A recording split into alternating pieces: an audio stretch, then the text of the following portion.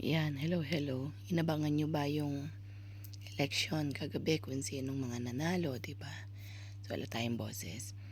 I hope na may masaya. Siyempre may malungkot. Feel natin yan, di ba?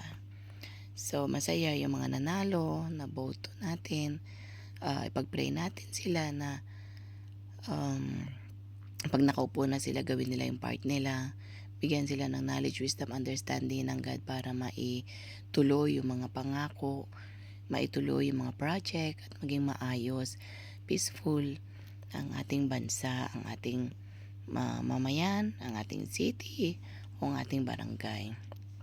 At syempre, ipag-pray din natin yung mga hindi naman nakapasok. Syempre masakit din ang loob niyan, masama ang loob, nagkagastos na sila,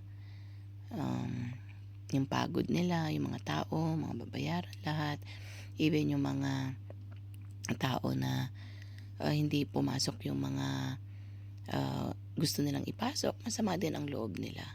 So pag-pray po natin na magkaroon ng peace of mind, magkaroon ng kapayapaan pa rin, at kahit ganun ang nangyari, go on tayo kasi ang Panginoon naman ang may alam kung sino yung iuupo niya, 'di ba?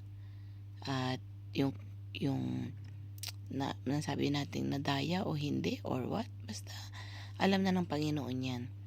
Nang pag-pray ngayon natin is go on sila at ipanalangin natin na nawa yung mga natalo, yung hindi pinalad, kasi may plano din naman ng Diyos sa kanila eh.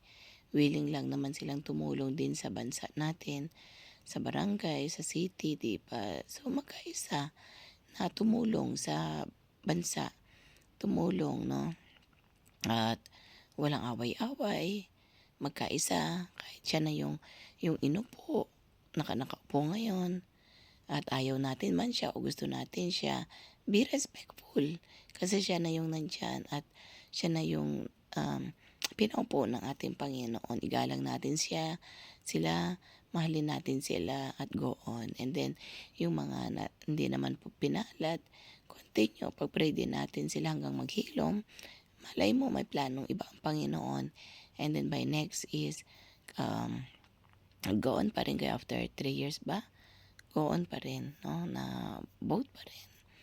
Mas lalo pag maganda na yung project niya, okay na siya, tapos maganda na yung mga nagawa, kaso suddenly hindi nakuha, hindi siya pumasok, di ba? So, it's painful talaga. It's painful, but may plano pa rin. Go on lang, go on. At yung may iba naman na baguhan, na nawa sa politika, matuto at more na go on sa Panginoon. So, yun lang yung maisi-share ko. May the Lord God bless you at God bless Philippines, God bless barangay, God bless mga cities. Yun, pag-pray po natin na makaya at may tawag ang ating bansa, ang Pilipinas. So muli, shalom, and God bless you all. Bye for now.